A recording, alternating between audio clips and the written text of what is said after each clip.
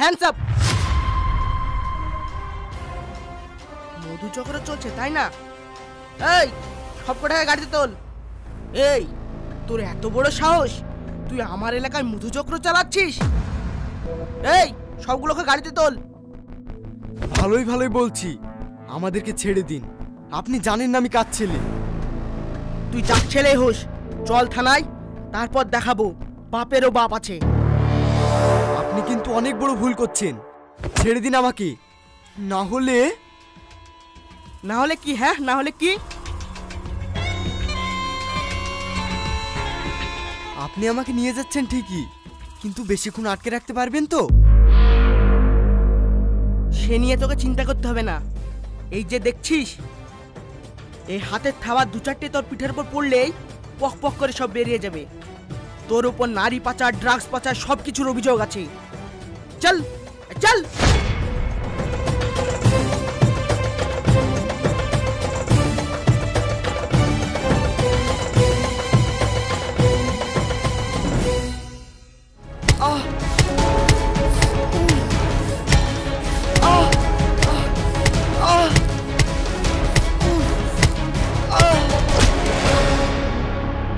বল তোর কোথায় ঘাটি? কোথায় থেকে তোর এইসব বেআইনি কাজকর্ম চালাস? বল বলছি, না হলে।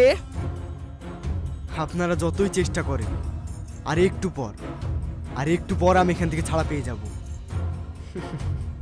আপনারা কিছুই জানতে পারবেন না। তুই মনে হয় একটা জিনিস ভুলে যাচ্ছিস, বাপেরও বাপ আছে। আমার নাম এসপি টিকে ঘোষ। আমাকে দেখে এলাকার প্রত্যেকটা লোক ভয় পায়। মেরে তোর খাল তুলে দেব, কথাটা মাথায় রাখিস। তোর সব কুকর্মের ঘাটে আমি খুঁজে বের করবই। এই চলো ওর বাড়িতে তল্লাশি চালাতে হবে।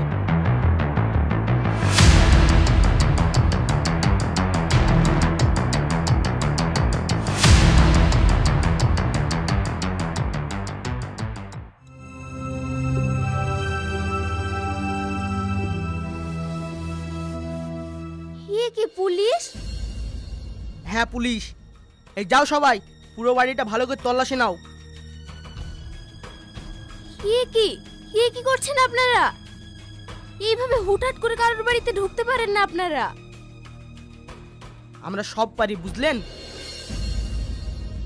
কি ব্যাপার মা, বাড়িতে পুলিশ? হ্যাঁ ম্যাডাম, আমাদের সন্দেহ আপনাদের বাড়ি থেকে বেআইনি কাজকর্ম হয়,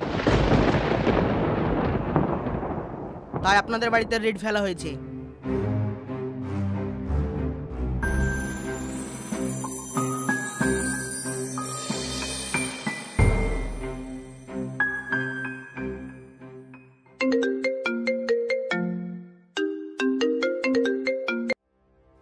হ্যালো, তুমি তাড়াতাড়ি বাড়ি এসো। কেন, কি হয়েছে?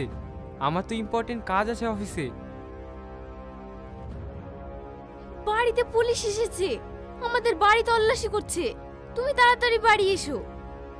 হ্যাঁ আচ্ছা, আমি আসছি, ফোন রাখো।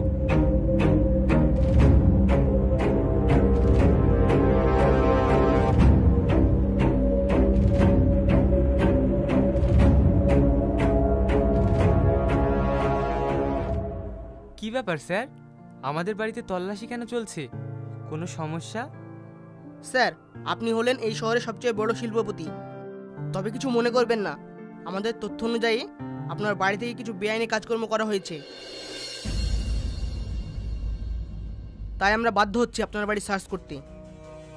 কি, আমার বাড়ি থেকে বেআইনি কাজ? হ্যাঁ, আপনার ছেলে অসীম এখন আমাদের কাস্টাডিতে আছে।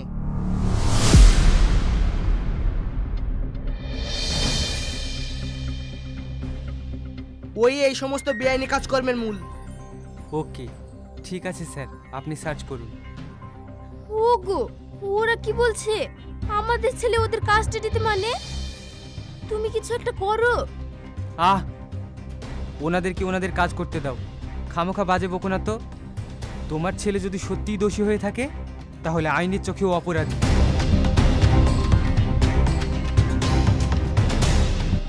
আসামি তোমার ছেলে, আর যাই হোক, একজন আসামিকে আমি আমার বাড়িতে জায়গা দিতে পারি না।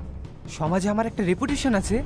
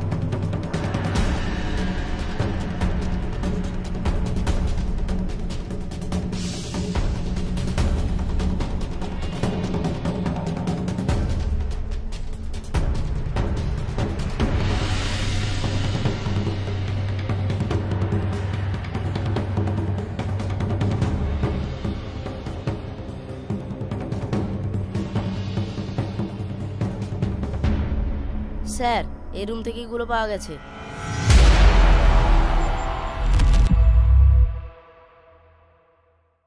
ওকে, সমস্ত কিছু থানা নিয়ে চলো।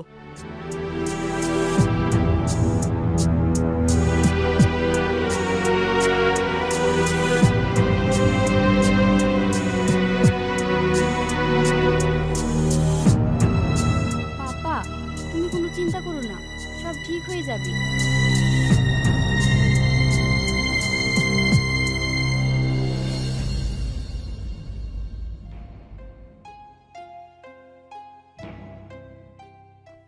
জয়ন্ত, জয়ন্ত,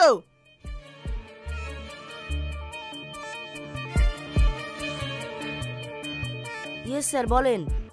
সমস্ত প্রমাণ ফরেন্সিক অফিসে নিয়ে গিয়ে ভালো করে চেক করে দেখো কোনো তথ্য পাওয়া যাচ্ছে কিনা। কুইক। Okay sir.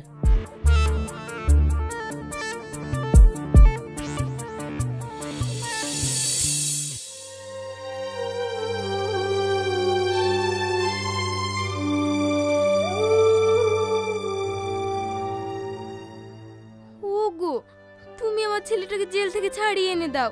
ও ওখানে থাকতে পারবে না, খুব কষ্ট হবে ওর। আমার ছেলে নির্দোষ, ওর কোনো দোষ নেই, ওকে নিশ্চয় কেউ ফাঁসিয়েছে।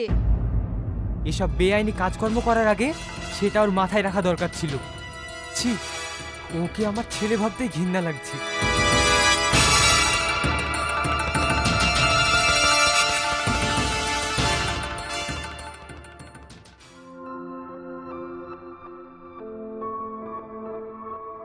আমাদের সন্দেহই ঠিক স্যার।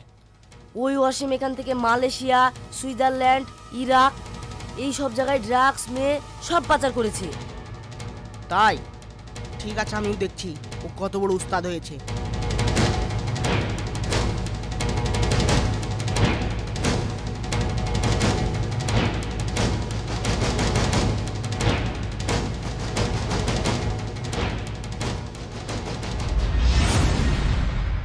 তোর হাতে এখনো সময় আছে, বলে দে তোদের বস কে।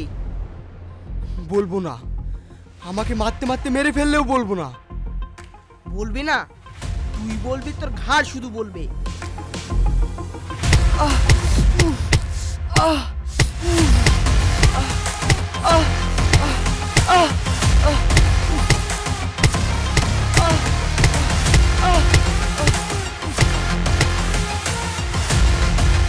এবার তো বলবি কে তোর বস, বল বলছি।